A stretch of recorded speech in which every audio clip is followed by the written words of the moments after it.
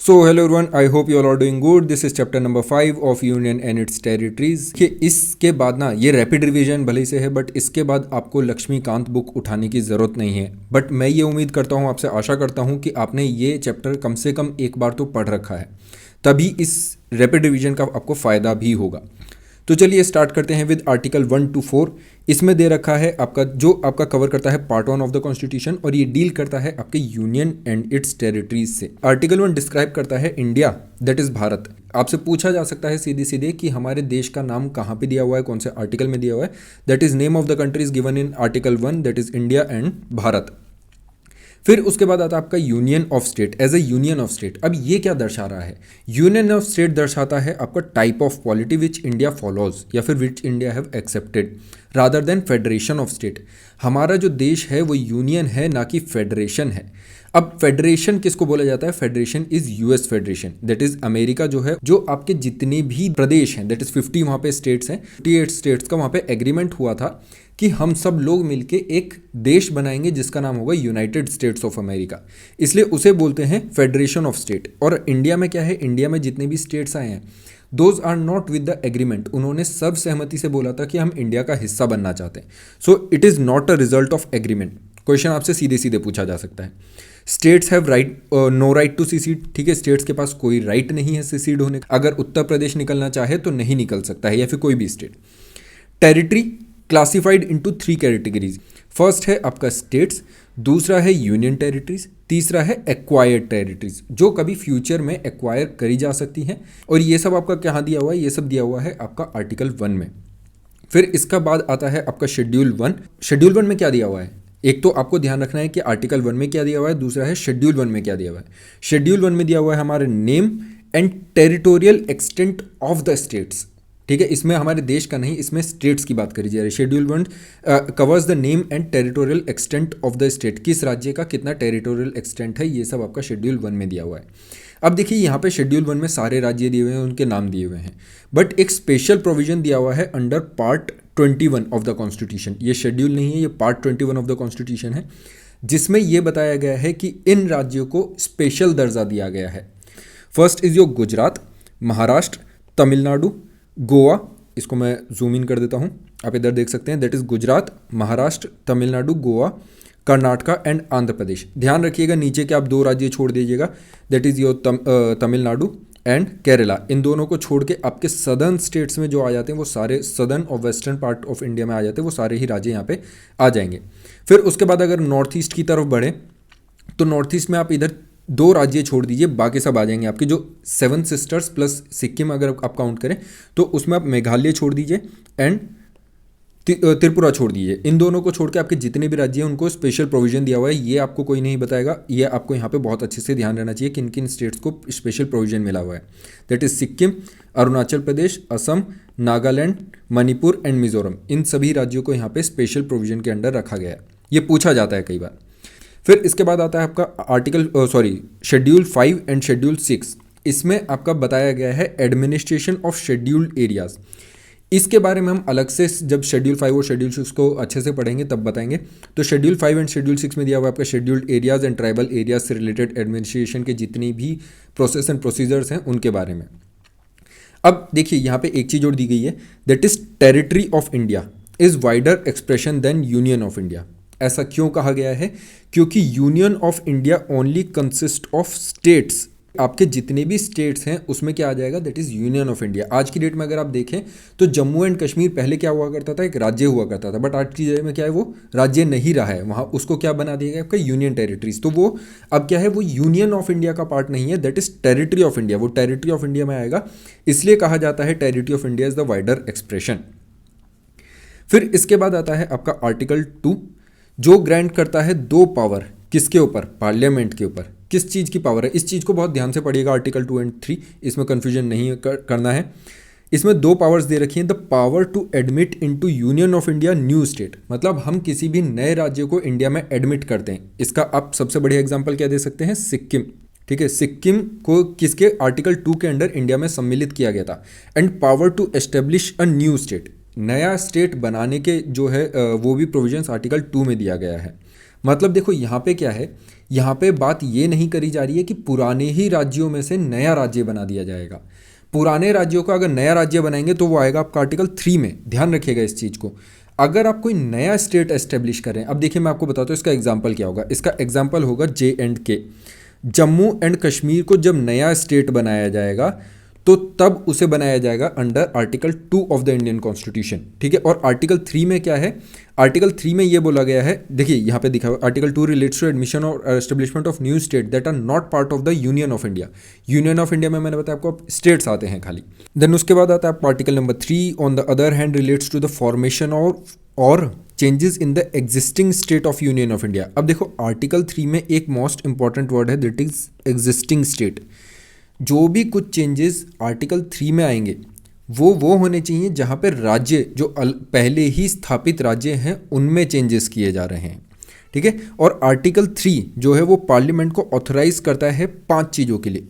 पहली बात, form a new state, कोई राज्य नया बनाने के लिए, ठीक है। फिर उसके बाद आता है इंक्रीज और डिमिनिश, मतलब ये दोनों अलग अलग चीज़ें, इंक्रीज या डिमिनिश करने के लिए किसी भी एक एरिया को, किसी भी राज्य के। फिर उसके बाद अल्टर द बाउंड्रीज।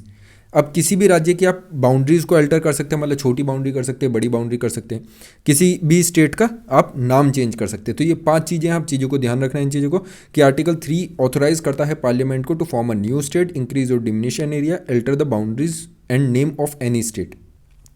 और देखो इस आर्टिकल 3 में अगर कोई भी बिल प्रस्तुत किया जाता है तो वो बिल जो है वो बिल इंट्रोड्यूस किया जाएगा इन पार्लियामेंट में इंट्रोड्यूस किया जाएगा पहली बात तो।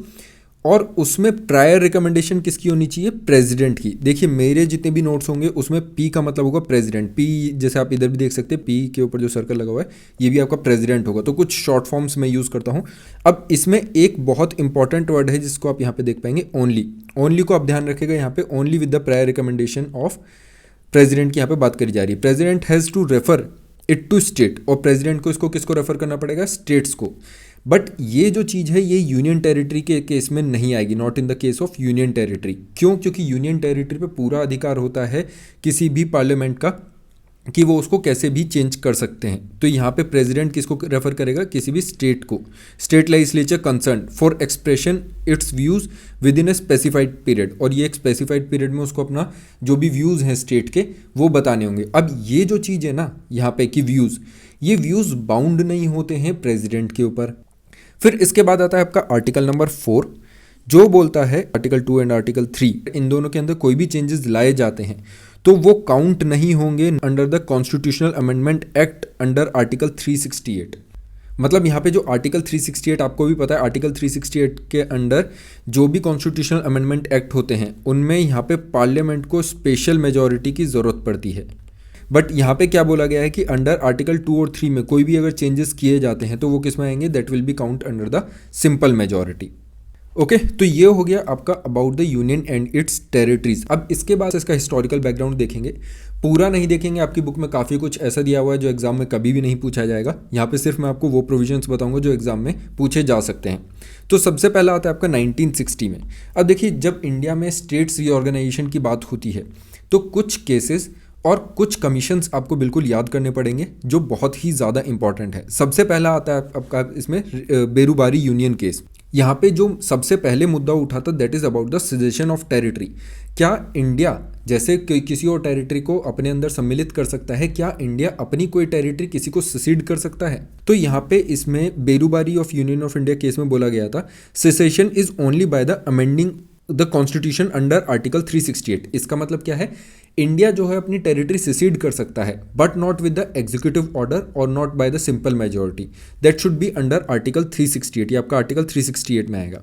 और ये पहली बार आपका कब हुआ था, that is 9th constitutional amendment act 1960 में। 1960 में टेरिटरीज ट्रांसफर करी गई थी पाकिस्तान को, तब आपका 9th constitutional amendment act implement किया गया था। फिर उसके बाद आता है सेटलमेंट ऑफ बाउंड्रीज। अच्छा, दूसरा यहाँ पे आता है कि क्या बाउंड्रीज को अगर जो मान लीजिए कोई भी बाउंड्री डिस्प्यूट है अगर उसको सेटल करना है तो उसके लिए क्या हमें आर्टिकल 368 में करना पड़ेगा। देखिए इसमें फ़र्क क्या है आप ये समझिए। अगर मान लीजिए कोई दो कंट्रीज़ हैं उनके बीच में, जैसे मान लीजिए यहाँ तक तो बाउंड्री डिसाइड हो चुकी है एंड उसके बाद यहाँ से आगे बाउंड्री डिसाइडेड है, इस एरिया के बीच में आपकी बाउंड्री डिसाइड नहीं है, तो यहाँ पे अगर इस बाउंड्री डिस्प्यूट को इन्हें सॉल्व करना है, मान लीजिए ये दोनों कंट्रीज मिलके यहाँ पे इस बाउंड्री डिस्प्यूट को सॉल्व करती हैं कि अब से ये जो रेड लाइन है ये हमारी क्या है, बाउंड्री लाइन है। तो इस चीज़ के लिए आपको आर्टिकल 368 की ज़रूरत नहीं है, ठीक है, आपको आर्टिकल 368 की ज़रूरत नहीं है। बट वहीं पे अगर कोई ऑलरेडी आपकी ऐसे बाउंड्री है और उसमें अगर कोई डिस्प्यूट आता है कि मान ली ये टेरिटरी है, ये टेरिटरी है, ये टेरिटरी, अगर इन्हें ये टेरिटरी इंडिया को देनी है और इंडिया को ये टेरिटरी आपके दूसरे किसी देश को देनी है, तो यहाँ पे आर्टिकल 368 लागू हो जाएगा। समझ रहे हैं आप इस चीज़ को? यहाँ पे हम टेरिटरी अपनी किसी और को दे रहे हैं, यहाँ पे बाउंड्री डिस्प्यूट सॉल्व कर रहे हैं। So this is the main difference. तो सेटलमेंट ऑफ बाउंड्री डिस्प्यूट के लिए आपको आर्टिकल 368 की जरूरत नहीं है और ये एक एग्जीक्यूटिव एक्शन के थ्रू भी किया जा सकता है। फिर इसके बाद आता है आपका 100 कॉन्स्टिट्यूशनल अमेंडमेंट एक्ट 2015 में जब आया था, जिसमें बांग्लादेश के साथ बॉर्डर डिस्प्यूट सॉल्व किए गए थे। अब आप पूछेंगे सर बॉर्डर डिस्प्यूट सॉल्व करने के लिए यहाँ पे आर्टिकल 368 की क्या जरूरत पड़ी, जो हमें कॉन्स्टिट्यूशनल अमेंडमेंट एक्ट लाना पड़ा। तो देखो यहाँ पे हुआ क्या था, यहाँ पे कुछ टेरिटरीज थी, इंडिया के पास 101 अराउंड टेरिटरीज थी, तो उनको इंडिया ने बांग्लादेश को दिया था and there were more than 50 territories जो बांग्लादेश से इंडिया ने ली थी। There were almost 51 territories. तो यहाँ पे रेड क्लिफ लाइन को चेंज किया गया था और 1947 में जो डिसाइड की गई थी, तो यहाँ पे ट्रांसफर ऑफ एनक्लेव्स हुआ था, 101 एनक्लेव्स और 51 एनक्लेव्स यहाँ पे ट्रांसफर हुए थे, इसलिए यहाँ पे आर्टिकल 368 की ज़रूरत पड़ी। और ये बाकी इसके अलावा जो मैंने आपको बताया हिस्टोरिकल बैकग्राउंड है, ये आपको रिमेंबर करने की बिल्कुल ज़रूरत नहीं है। नाउ इसके बाद जान लेते हैं कि कैसे हमारे स्टेट्स एंड यूटीज़ का एवोल्यूशन हुआ है, मतलब कैसे, क्या ये आज की डेट में जितने राज्य हैं क्या पहले भी उतने ही थे, क्या आज की डेट में जितने यूटीज़ हैं पहले भी उतने ही थे। तो देखिए जब इंडिया आज़ाद हुआ था इन 1947-1950 में, उस टाइम पे इतने राज्य नहीं थे। उस टाइम पे क्या था, उस टाइम पे आपके 552 प्रिंसली स्टेट थे, मतलब राजघराने, इतने आपके 552 लगभग राजघराने थे, जिनको 3 ऑप्शन दिए गए, लाइक आप क्या तो पाकिस्तान के साथ जाके मिल सकते हैं, आप इंडिया के साथ जाके मिल सकते हैं, या फिर आप एक इंडिपेंडेंट कंट्री बना सकते हैं। तो इनमें से 552 प्रिंसली स्टेट में से 549 ने डिसाइड किया that they will go with India, ठीक है। उनमें से 3 जो आपके राजघराने थे जिन्होंने इंडिया के साथ सम्मिलित होने से मना कर दिया था, कुछ कारण थे, ठीक है, वो आपको पता होना चाहिए। बट इसमें हम देख लेते हैं ये 3 राज्य कौन कौन से थे। पहला था आपका हैदराबाद, हैदराबाद को इंडिया में सम्मिलित किया गया बाय द पुलिस एक्शन, ठीक है। फिर उसके बाद था जूनागढ़, जूनागढ़ में रेफरेंडम करवाया गया था जिसमें लोगों ने डिसाइड किया कि वो इंडिया के साथ जाना चाहते हैं। कश्मीर में क्या हुआ था, कश्मीर में इंस्ट्रूमेंट ऑफ एक्सेशन साइन हुआ था, जिससे कि कश्मीर जो है वो इंडिया का एक पार्ट बन गया था। जब पाकिस्तान ने कश्मीर पे हमला करना स्टार्ट कर दिया था, उसके बाद कश्मीर ने क्या हुआ था, इंडिया के साथ डिफेंस के लिए इंडिया के साथ मिलने का समझौता किया। अब देखिए यहाँ तक तो हो गया कि कैसे इंडिया में जो है ये सारे राजघराने आके मिले। अब इसके बाद जो सबसे बड़ी प्रॉब्लम आई कि इन स्टेट्स को डिवाइड किया जाए, कैसे किया जाए। अब आज की डेट में इंडिया में 552 स्टेट्स तो नहीं है ना, ऑफकोर्स ही बातें नहीं है। आज की डेट में कितने 29 स्टेट्स, जब इंडिया आज़ाद हुआ था तब इतने भी नहीं थे।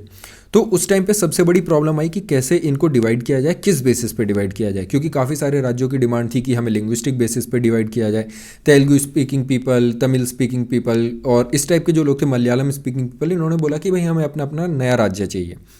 अब इस चीज़ पे गवर्नमेंट ने डिसाइड किया कुछ कमिटीज़ और कमीशंस बैठाने का। इसमें सबसे पहला कमीशन आता है आपका धर कमीशन।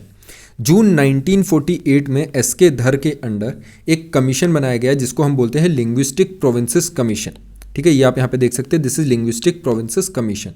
इन्होंने रिकमेंड किया कि भाई देखो सिंपल सी चीज़ है, हमें एडमिनिस्ट्रेशन को ऊपर रखना है एज़ कम्पेयर टू लिंग्विस्टिक, ठीक है। इन्होंने एडमिनिस्ट्रेशन को ज़्यादा तवज्जो दिया। अब इसके ऊपर काफ़ी ज़्यादा रिजेंटमेंट हुआ इंडिया में, काफ़ी लोग जो है इंडिया में ये बोलने लगे कि हमें तो अपना राज्य अपने जो बोली है उसके हिसाब से चाहिए। तो इसी बेसिस पर, मतलब इसकी जो एसके धर कमीशन की रिकमेंडेशन थी वो आई थी दिसंबर में, ठीक है, दिसंबर 1948 में। तो उसी टाइम पे रिजेंटमेंट हुआ काफ़ी तेज़ी से, तो गवर्नमेंट ने सोचा चलो एक और कमीशन बना देते हैं। इस बार कुछ मजबूत लोगों का कमीशन बनाया गया दिसंबर 1948 में, जिसमें आपके 3 लोग थे, जवाहरलाल नेहरू, वल्लभ भाई पटेल और पट्टाभी सीतारमैया। अब इन तीनों के कमीशन को बोलते हैं जेवीपी कमीशन। इन्होंने फॉर्मली रिजेक्ट किया था लैंग्वेज एज द बेसिस। ध्यान रखिएगा ये क्वेश्चन बहुत बार पूछा जाता है। जेवीपी कमीशन ने लैंग्वेज को एज अ बेसिस माना था for division of the states. तो ये चीज़ क्या हो जाएगी, यहाँ पे गलत हो जाएगी, क्योंकि इन्होंने बोला था कि इन्होंने फॉर्मली रिजेक्ट कर दिया था उस चीज़ को। फिर आता है इसके बाद आपका अक्टूबर 1953 में। होता क्या है, जब इनकी कमीशन की रिपोर्ट आई थी उसके बाद अगेन से रिजेंटमेंट हुए काफ़ी सारे, काफ़ी लंबे समय तक ये चीज़ें चली। तो 1953 में डेथ हो जाती है पोट्टी श्रीरामुलु की। ठीक है, अब ये बहुत ही बड़े लीडर थे ऑफ आंध्र प्रदेश और इनकी डेथ होने के बाद जो है लोगों के अंदर बहुत ज़्यादा गुस्सा हो गया। उन्होंने क्या किया, उन्होंने काफ़ी ज़्यादा अपने आंदोलन तेज कर दिए और इसी बेसिस पे बना दिया जाता है यहाँ पे इंडिया का पहला लिंग्विस्टिक बेसिस पे state, that is your Andhra Pradesh. Andhra Pradesh को यहाँ पे बना दिया जाता है। फिर 1953 में लोगों ने देखा कि भाई देखिए अक्टूबर 1953 में ये चीज़ हुई थी, पोटी श्रीरामुलु की डेथ हो गई थी। फिर फॉर्मेशन ऑफ आंध्र प्रदेश हुआ था इन दिसंबर 1953 और इसके बाद दिसंबर 1953 में ही और ज़्यादा तेज़ी से लोग बोलने लगे कि हमें अब क्या है, एक अपनी लिंग्विस्टिक बेसिस पे अपना राज्य चाहिए।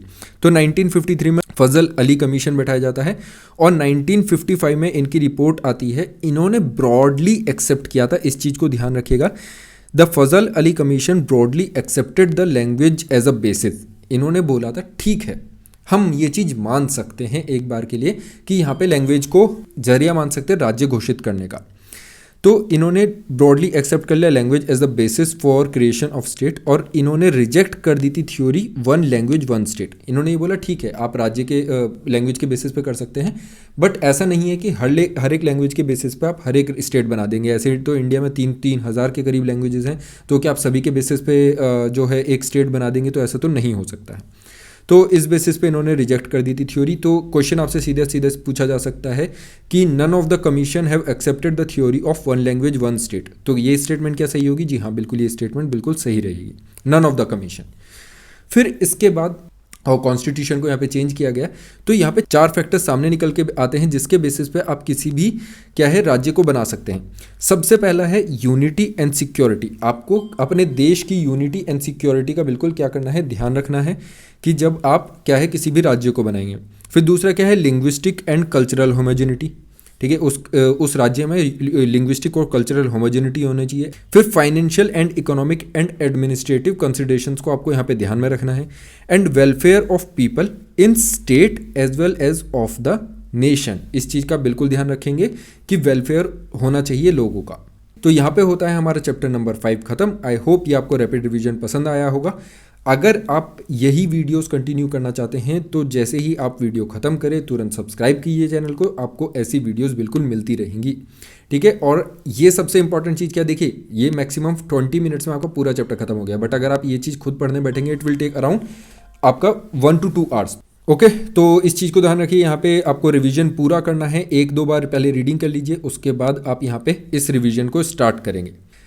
चलिए फिर मिलेंगे हम अपने नेक्स्ट चैप्टर में, दैट इज चैप्टर नंबर 6, और उसमें पूरा हम रिवीजन करेंगे चैप्टर नंबर 6 का। तब तक के लिए bye bye, take care, have a great day, जय हिंद।